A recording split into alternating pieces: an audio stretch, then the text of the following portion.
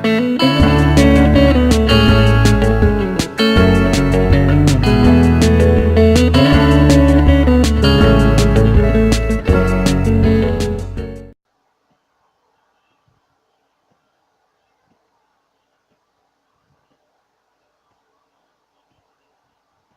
guys, welcome back to playing Design Decorum, Book 2, Chapter 4. Return to country life but have familiar face and places moved on without you, probably. I mean, that's life, honestly. When you're away, everybody's at play.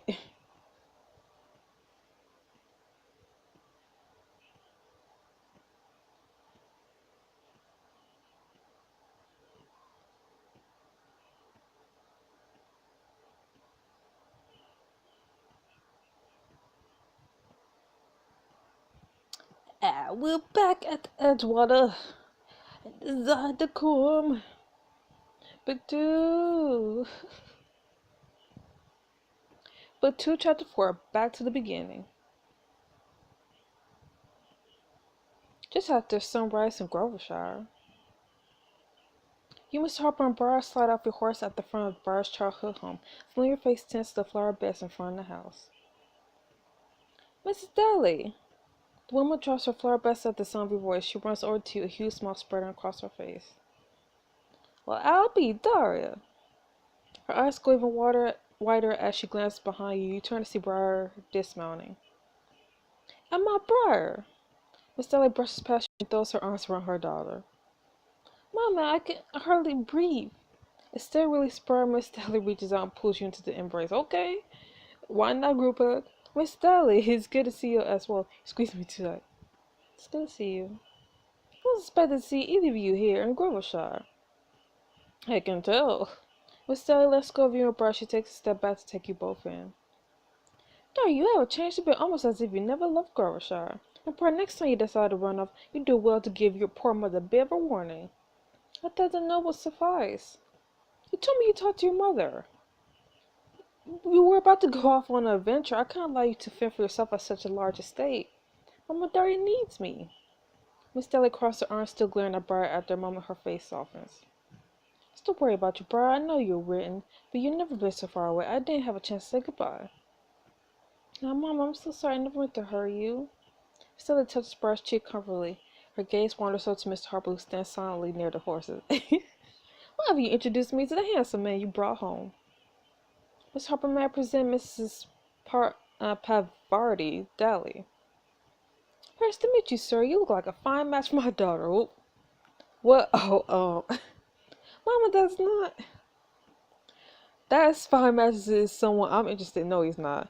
Two of the suitors have already called Briar, so I really guess I could see. No. Darn, you didn't have to tell her. Yes, I did. You can't deny, Briar. The stories were bound to come out while staying here anyway. Young lady, we will continue this conversation later. Now come in, everyone. No sense standing outside for so long. Simple. You promise Mr. Harper follow Miss Daly to the main room of the small cottage. You sit on the couch and look around. I thought disappointed to see you, but I must ask, why are you in Grovershire? It's a long story. After a few incidents, I need to get away from my new life for a bit. Well, I'll return to my old cottage, but I thought of your friendly face. I don't mean to oppose, but... Nonsense, your family, Daria. I want to hear you stay in an empty house. You can stay here and share Briar's old room. Go up and get some rest. I'm sure you had a long journey. It will give me some time to question Mr. Harper. Okay. But, anyone travels with Dara or my daughter deserves to be chatted with. You are no exception. Best of luck, Mr. Harper. You and Briar laugh as you run upstairs to Briar's bedroom. You sit in the bed as Briar runs her hands along the dried flowers hanging on the wall. This place reminds me of when we were little girls. Nothing has changed, and yet everything has. I think the only people who are aware of our whereabouts are standing in this house. I'm starting to think people who are probably wondering where you are, Miss Parsons, Prince Hammy, and a certain Mr. Sinclair. They must be worried sick. I should inform them all at once. You glance at a few pieces of loose parchment on a desk nearby, deciding who to address first. Of course, our girl, Miss Parsons. Dip your quill into the inkwell and begin your letter to Miss Parsons. May 6, 1816. Dearest Annabelle, I know this letter must come as a shock, but I thought it's best to write. And you are probably well aware I'm no longer in London, but neither am I in Edgewater. Before returning to my Edgewater estate, my grandmother informed me His Grace Duke Richard Carlton would be my friendless guest. It was an impossible choice, return to Edgewater with him or escape to Grovershire. I cannot bear the thought of sleeping under the same roof as him, and so my decision was made. You will not be surprised to learn I am here with Miss Daly and Mr. Harper. I am most pleased to have the friendly faces with me. As painful as to be parted is the only way for us to be together. I long to see your face again, for I know that every trace of sadness will wash away when you hold me in your arms again. Unless she is lying, which I will not be shocked at, Countess Henriette is currently uncovering information we can use on Duke Richards to break my engagement. I pray her efforts may prove fruitful. I do not know how long I will be in Grovershire, but the Dalys have taken me in until such time. Know that I am counting the hours until we meet again. Hope this letter finds you well. I only wish you could behold Grovershire's glory with your own eyes. With all my heart, your Daria. Sweet letter. You spend the morning chatting, crafting letters for the other two. After a while, you sign your name for the final time. And that should do it. These are ready to send out. Actually, my mother could take these into town later. But for now, I believe some sleep is in order.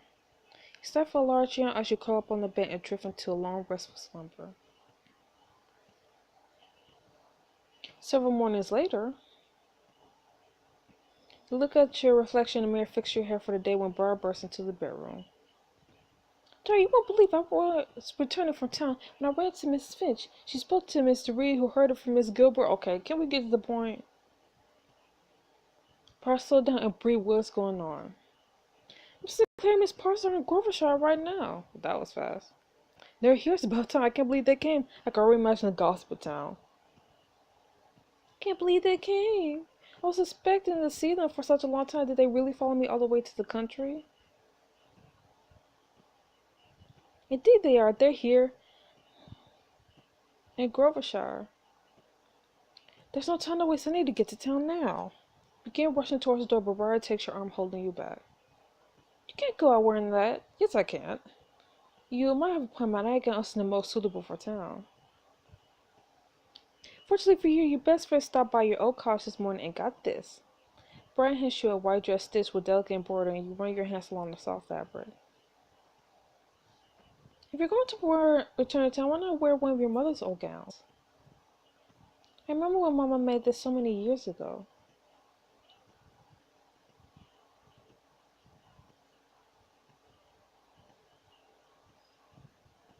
You'd be the spitting image of her, not to mention you capture a special person's attention. Wear country class to leave a lasting impression around town for a chance to improve your relationship. Nope. Well, that does look nice, though. But nope.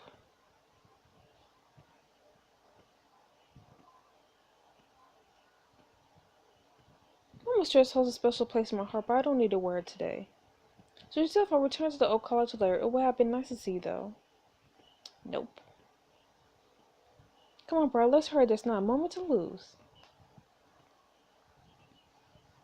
Down the road from the Dallas College. Went to town with Briar and Mr. Harper. Come up to a full stop at the large fountain. The three of you look around, searching for Miss Sinclair and Miss Parsons. But I thought you said they were... Whoa. Suddenly, two young children dart across your path, almost causing you and Briar to stumble. Come on, lady. He's right behind you. You're going to be it. You can't tag us, John. We're faster. We'll see about that. Prince Abby. I didn't realize he arrived as well. He saw me chase after the young children and wipes my brakes across his face when he spots you. My lady, I found you. Can you believe I'm here? Nope. No, I can't, but what are you doing? Playing tag, of course, and you are it. Miss Tammy lightly brushed your arm and tied to herself. Smiled mischievously at Briar and Mr. Harper. Are we really doing this? I'm it, am I? Catch me if you can. This is the part where I start running, yes. Poor Mr. Harper. Briar and Mr. Harper start running through the square. You sprint after them looking for your next target. I'm gonna tag Briar. You chase after Briar as she climbs one of the trees nearby. She sits in one of the branches and looks down. You can't reach me from down there. Hey, this is cheating.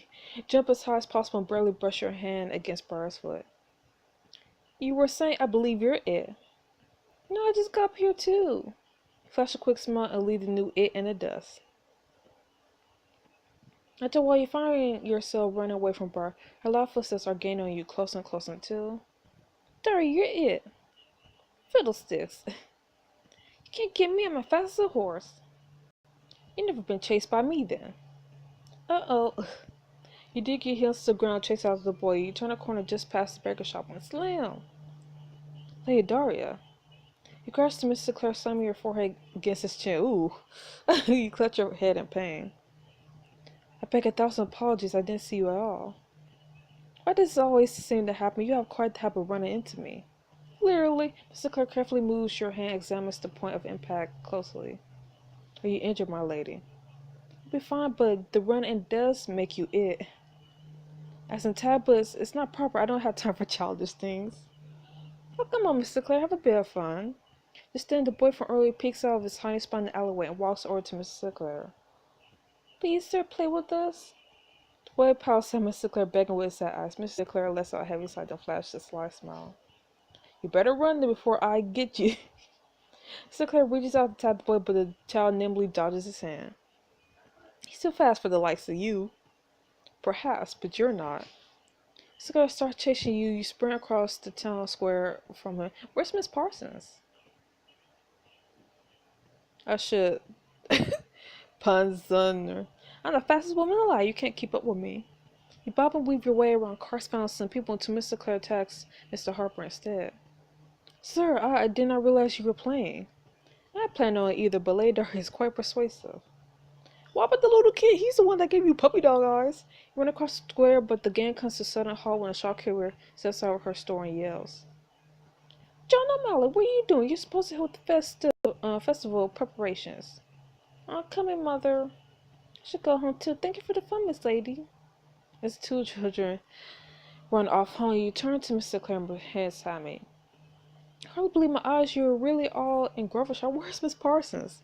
Unless this is all a dream, I shall wake up in my quarters in 3, 2. Will seem you are wide awake, Your Highness.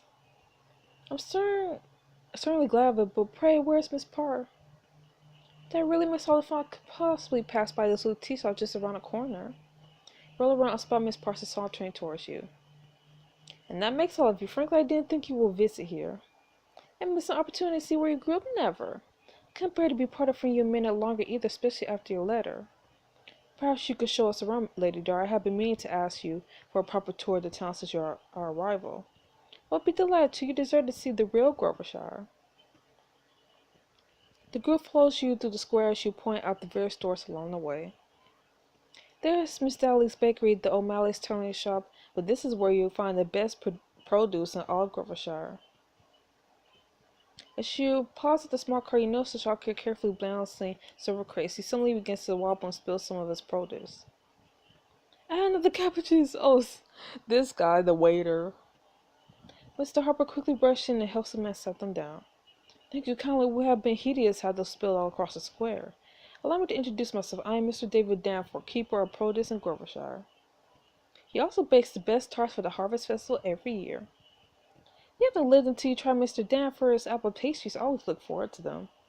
Those sound delicious. Yes, but I'm afraid I will have to break tradition this year. I didn't have time to pick enough apples from a nearby orchard. While her breaks hearing that, there must be something we could do. The festival tomorrow, I don't see how unless... Danforth looks at you with pleading eyes, wringing his hands together. Hey, Dar, I have no reason to ask this of a noble woman such as you, but would you be willing to help pick apples for a poor shopkeeper? I could offer you the promise of the tastiest tarts in the world. Well, the orchids are quite nice this time of year. Miss Parsons leads in and whispers softly in your ear. And it might give us a chance to steal a private moment as well. Mr. Danforth, I think we all will be happy to assist you. I should like to hear what Lady Dory thinks, since she's our guide. We are at the mercy of her whims today. Please, my lady, it's for the good of the Harvest Festival. Pick apples with your friends and it's exclusive to help, and Mr. Danforth spend some time alone with the special soul. Oh, this is tempting because I like helping people.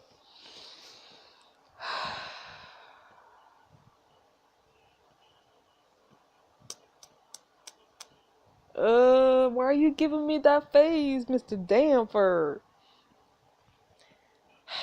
No. I would love to help, but we're busy schedule. I'm sure the festival will be enjoyable even without your apple pastries. You're right. There must be something else I could create instead.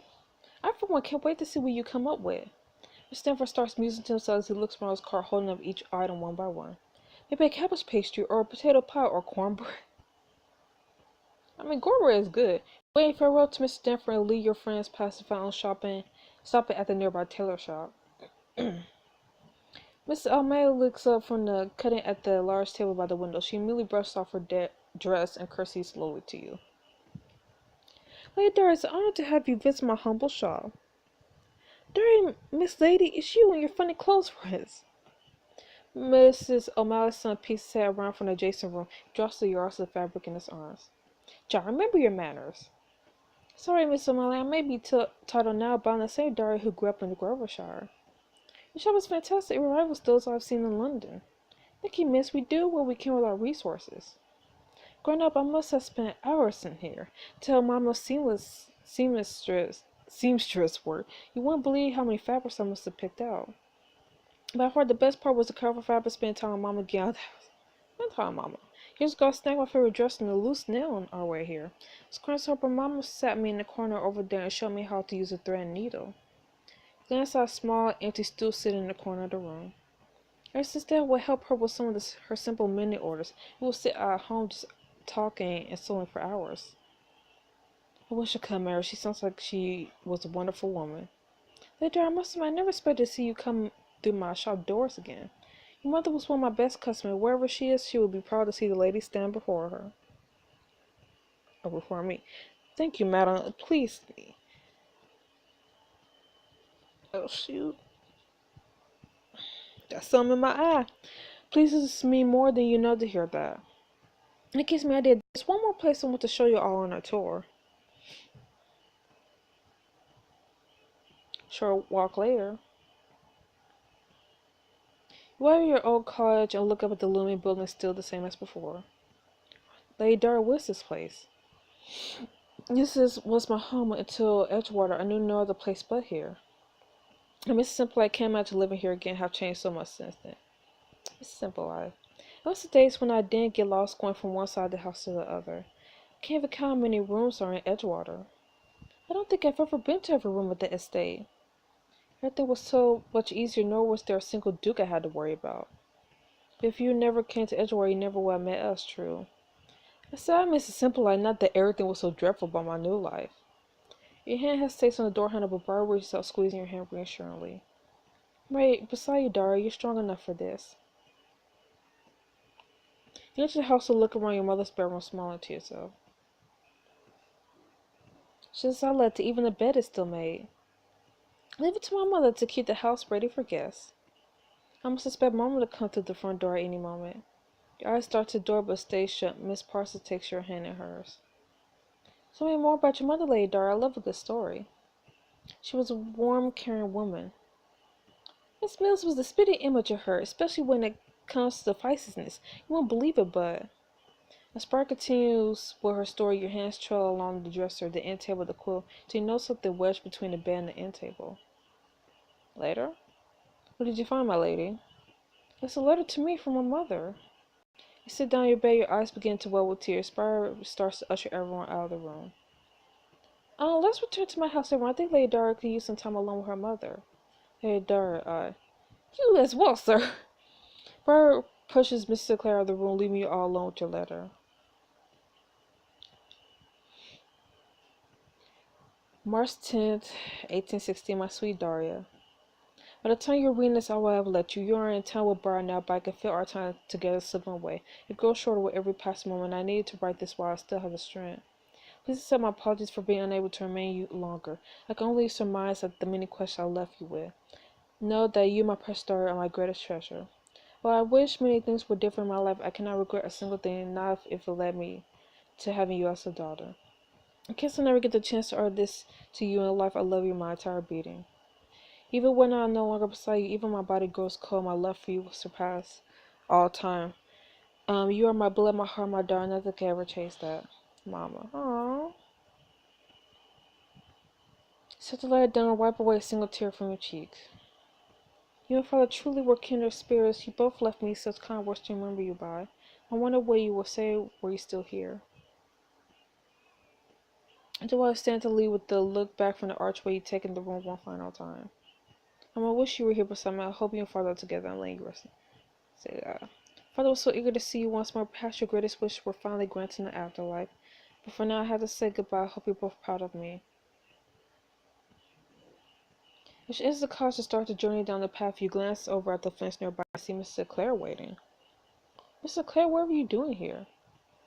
I let the others return to Miss Dallas' house while I wanted to make sure you were all right, my lady. Can't imagine all this must be rather difficult, and I thought you should like some company on the walk back. Thanks. So you did not need to wait for me. This means more than you can imagine. I suppose that gets a time alone to say this. Thank you, Miss Clare. I find the gesture rather considerate. It's not that. I simply did what I thought right. Appreciate it nevertheless. Mr. Clare offers you his arm and the two of you began walking down the dirt road together. Why, isn't this the same road we met on before? Mr. Clare pauses and looks around at his surroundings. So it is no wonder why it looks rather familiar. You know, you never apologized for nearly trampling me on your horse. Tell me why you were in Groshire in the first place. Would you believe that my steward's mother actually lives here? Well, if you speak the truth. That's a business in the country, and it was on my journey back to Leavenworth Park, so I offered to deliver a letter for him. You mean to tell me you don't own any secret land in Grovershire? Well, to my knowledge, you said I'll be the first to know if my fortune changes, though. Two of you travel a farther distance down the road, but suddenly Mr. Clare stops his tracks. He cranes his ear to listen carefully around him. Do my ears betray me, or is that rushing water? Hold your breath, you can faintly make out the sound of a river nearby. It must be the Windcrest stream. I used to skate there practically every day with Briar growing up. It's been years since I've given it a second thought. It's one place where all my problems simply seem to vanish downstream. I wonder how much has changed since I was last there. There is a way we could find out. Mr. Sinclair holds out, saying, I will surely be remiss if I did not cherish any opportunity to spend more time alone with you. Is that not what we are doing at present, sir? But we are an inch close to rejoining the others, so do not tire when I'm around you. I would prefer to bask in your presence as long as I can. Besides, I came to Groshire to see every part of you. Who was Miss Daria Mills before she was Lady Daria Edgewater? Let's get to Windcrest Stream with Mr. Clare an exclusive scene for a chance to improve relationship and discover a special cabinet secrets on. Nope.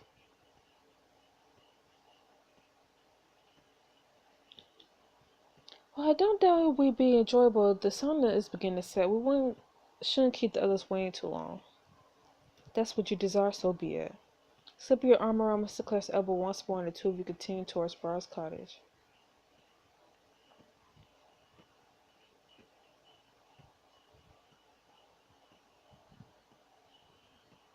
Later that evening, just after sunset, as you and Mr. Clare enter Dally's main room, you're immediately greeted by the sense of baked goods and beef stew filling the air. It smells delicious in here. They obviously kept busy while we were away. At the table, Miss Parsons is hunched over Prince Hammy as he attempts to use a needle and thread.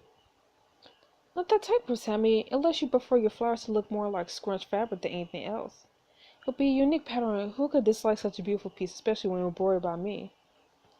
You overestimate your embroidering skills, Your Highness. On the other side, Miss Dally instructs Miss Harper as he stirs the stew in the fire. Precisely like that, sir. Just keep an eye on those vegetables. You don't want them to burn. Yes, ma'am. Miss Dally, what is all this? Oh, good. You returned, Dara. We could use the extra hands.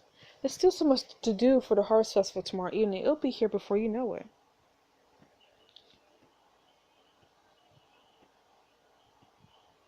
Next time on Design Decorum Book 2, the annual Harvest Festival as a Robin Grovershaw. You step up and become a Harvest Queen or simply be a Harvest Commoner. Oh my goodness.